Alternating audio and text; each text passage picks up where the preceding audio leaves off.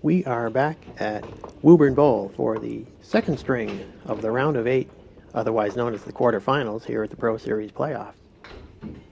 Just getting it started, Skip Easterbrooks is protecting a 27-pin lead over Shawn Baker as he gets started on lane 28. Skippy had a 125 in the first game to a 98 by Shawn, so he's got a little bit of a cushion, but of course Shawn Baker is one of the most explosive bowlers in candlepin bowling, so there's certainly a 27-pin lead is not safe at this point.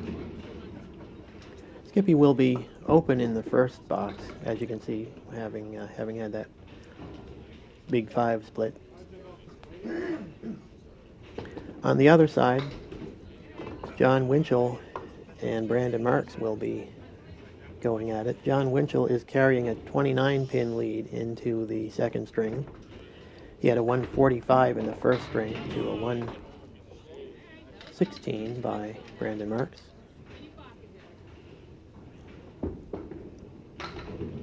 Skip Easterbrooks with a nice 1-2 pocket hit on that in the second box on lane 27, leaving the 6-9-10 triangle. And he'll just go by the 6, so he'll be open in the second box as well, leaving a little bit of an opening for Shawn Baker to get back into the match if he can get it going. And Skip checks a 10 in the second box.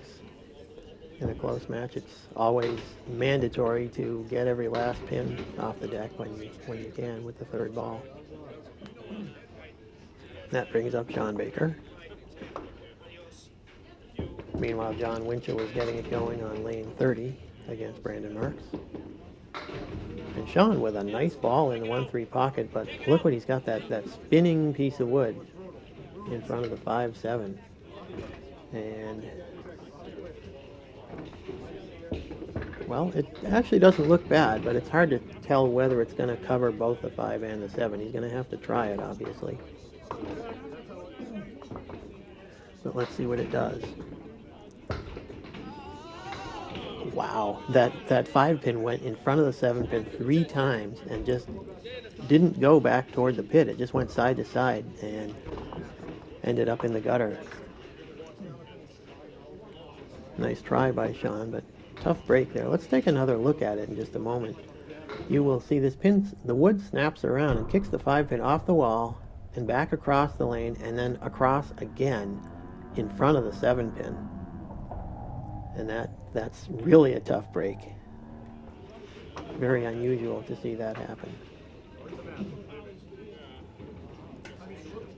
John Winchell beginning with a 7 over on lane 30 against Brandon. But as I noted, he's protecting a 29-pin lead, so he's got a little bit of a cushion to leave a couple pins on the deck once in a while. Shawn Baker with an 8 drop. He's got the 3 and 5, couple of pieces of wood that he's looking over pretty carefully. It might be difficult to, that first piece of wood might come across and take out the 3 and not cover the 5. But he's able to get them both. He was a little unsure about that, but as it turned out, they both went down. Meanwhile, John Winchell had kind of a similar pin action to what Shawn had in the first box. He made a nice bid on that 1, 2, 10, but the wood just went in front of the 10 pin, didn't take it down. That brings up Brandon Marks on lane 30 and Skip Easterbrooks on 28. Brandon with an 8 drop, 2-pinner, the 2-4, which is being down 29. He is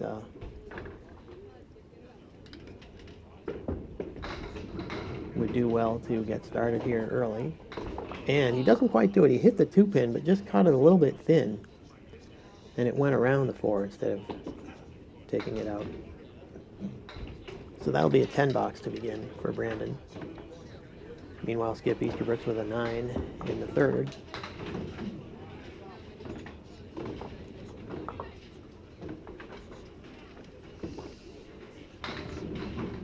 And there is a strike. Wow, that's a way to make it hurt. Another one of those splash hits that we've seen so many of today.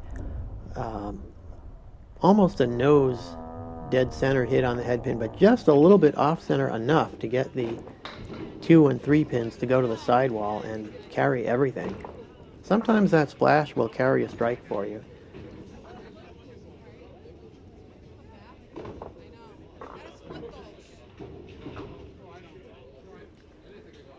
And today we have seen a lot of splash strikes right there, like as we just saw from Brandon Marks.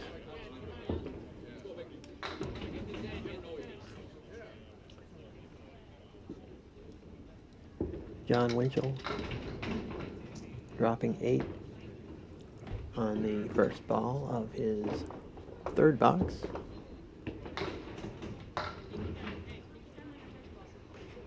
As Shawn Baker comes up working on the spare in the second. So he has an opportunity to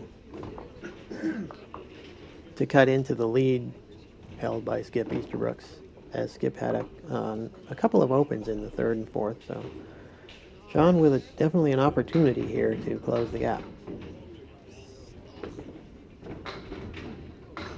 And a nice pocket hit by Shawn, but he has a tough break. He's got the 5, 6, 9, and 10. Piece of wood to the left of the 5, but it's not looking terribly useful. He might be able to catch the cap and direct the ball over to into the 5, 6, 9, and 10, but this is going to be a really tough shot. And I think that's probably what he was trying to do. But he just caught the 5 pin and chopped it off the 9. Meanwhile, you can see a strike by Jim Ayotte over there on lane 26. He's bowling against Jason Doucette. John Winchell with a spare in the fourth. So Brandon Marks working on that strike that he had in the second. See if he can build on that and reduce the lead held by John Winchell.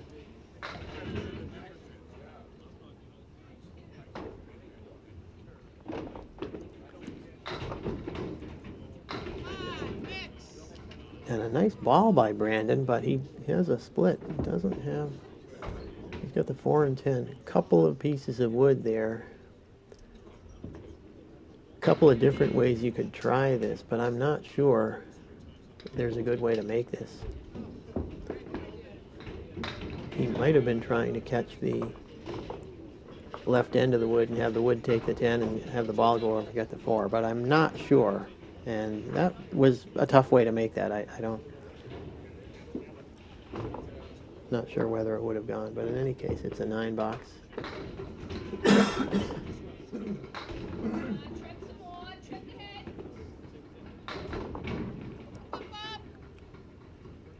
Skip Easterbrooks leaving the 1, 8, and 9, and I think the 5 pin is also still in there, although it's a little hard to see from here. Yeah, there definitely the 5 pin was there, and it still is. So that will be an open box for Skippy in the 5th.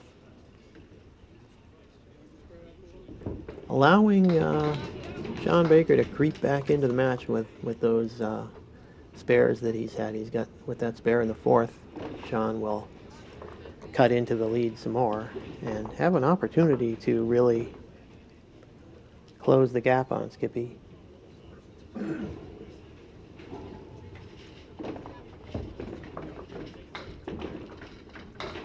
Skip right on the head pin once again,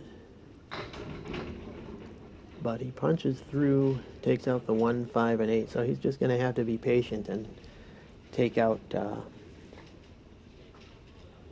the pin count, work it out one side at a time.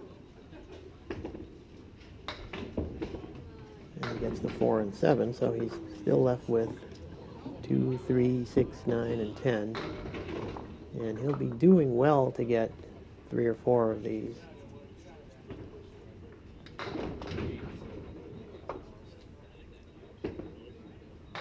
And he gets 3 of them.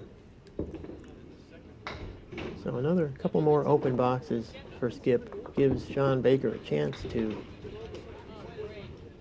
get back into the thick of it as he is working on that spare.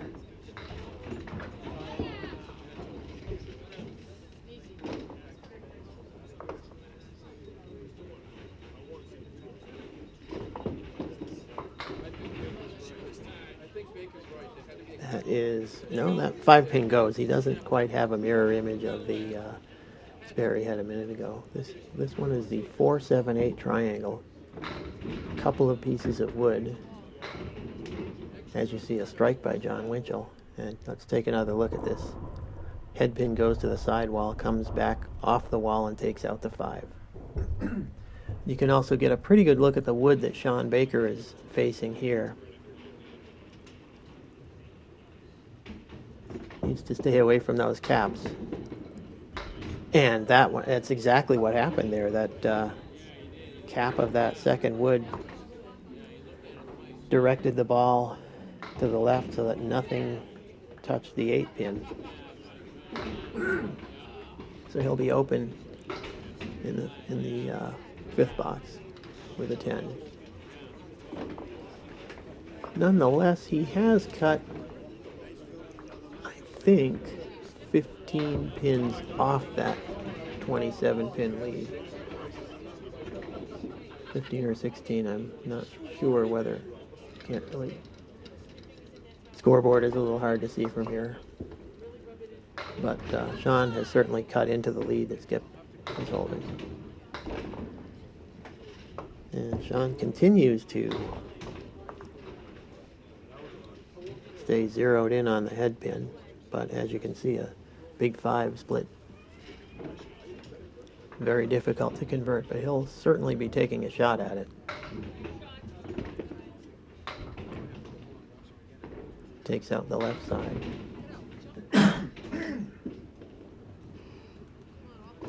Brandon Marks not able to make much headway against John Winchell because John keeps throwing marks at him, like that strike in the 6th. So Brandon has a big hill to climb in the last half of this string. So I think that's 54 for Skip through 6 and 71, meaning that it's a 10-pin lead for Skip with 4 boxes to go.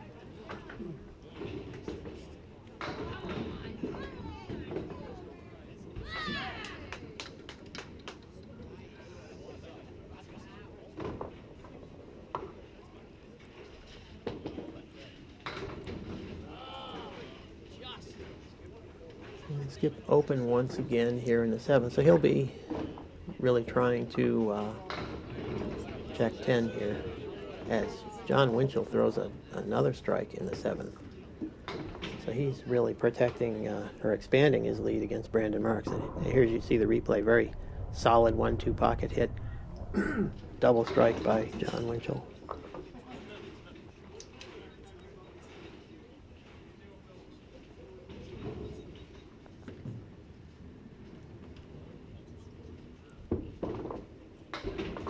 See if he can put 3 in a row together.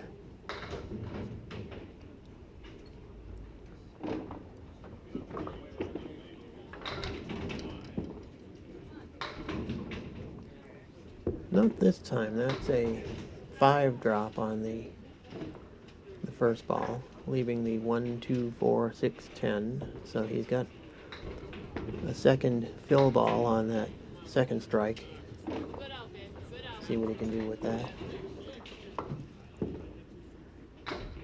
Everything but the head pin, so that'll be a 9 fill on the second strike. Meanwhile, Skip is trying to work this out. He does well to get a 9 out of it, so Shawn Baker trailing by 10, and he's up against the 19 in the 7th and 8th by Skip. A couple of marks here, and he could be essentially tied, or get very close to Skip. So Shawn is not lacking opportunities to come back in this match. And he misses a head pin, but gets a nice break there. He's got an 8 drop. And the 1 and 3, and a piece of wood behind the 3 that probably would prevent him from chopping the head pin off if he were to hit it in the middle. Wow, and make a liar out of me. He did chop the head pin straight off that 3 pin. I did not think that it was going to... you can see that piece of wood behind the 3. It looks like it should spin around and take the 3, but I guess the head pin just went right over it, and the ball didn't get it either. So that's a really tough break for Shawn Baker. And even though I'm doing the voiceover after the video, I did not know that he had done that, that he had that tough break in the 7th. So that was really a surprise there.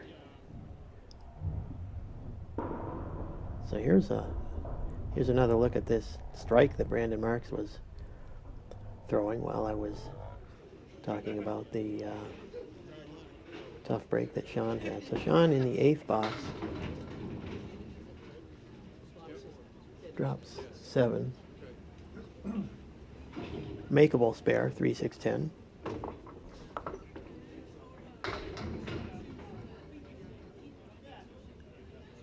And being down by 10, this would tighten it up considerably. He's got it. Shawn goes to the left side of the 3 pin. Take another look at it. The 6 pin comes off the wall and takes out the 10. Meanwhile, another strike by John Winchell. As you can see, this piece of wood comes over to upend the 4 pin at the last minute in the 9th box. So John Winchell is going to cruise to a rather comfortable win over Brandon Marks in the round of 8. Move on to the semifinals. Skip Easterbrooks with an 8 drop. Very timely there. He has an opportunity to finally get on the board with a mark in this string. And he's got it. Very opportune there. Because Shawn is just in a position to pretty much tie or even take the... I think he would take the lead with a strike. So Skip does well to record a mark in the 9th. Let's see what he can do on it. Not too bad at all. 7 drop. He's got the 1, 3, and 6. Another mark here would put some pressure on Shawn in the last 2, force him to probably get 2 marks. Not quite. Skip just goes by the head pin, so he will obviously want to get every last pin here, so he'll be looking to pick that head pin. And that'll be a 9, so that is a 99 string for Skip.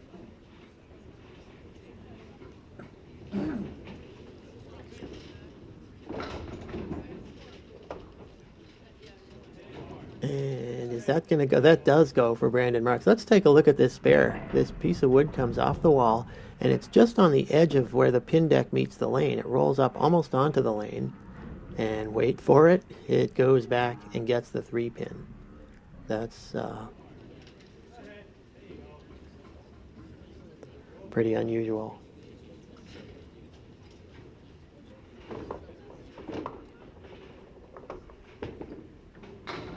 Shawn Baker with 7, 8, 9 drop. And he has the 5 pin and a very difficult piece of wood. It's problematic. It's well out in front at an angle. There's another piece of wood right next to the 5, but Shawn is probably going to have to hit this very high and drive it back into the 5. Ooh, and I think looks like that's what he was trying to do, trying to get it really high. But he just went by it. So he'll be open in the 9th. Man, that was the danger. If he didn't go high, that wood was just going to go by the 5 pin. I suppose the other option would have possibly been to go really low and catch it off the wall, but that's kind of not how you want to play it because you're depending on catching a break. And generally the best bowlers decide what is the target that's definitely going to make this shot if I hit it. And in that case, that meant playing that wood really high up near the top. So that's what Shawn was trying to do. But that means that he will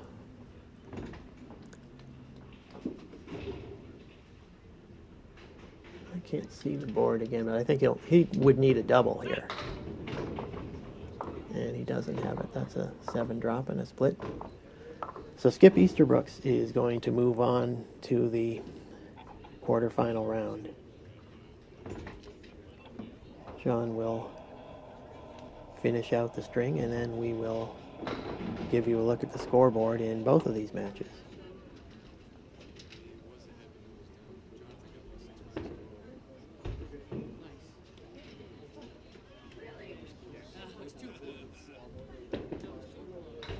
Shawn finishes with an 8, and that is a 117 game. So you will see that Skip Easterbrooks has a 9-pin win over Shawn Baker, 224 to 215. And at the same time, John Winchell, 282, Brandon Marks, 238.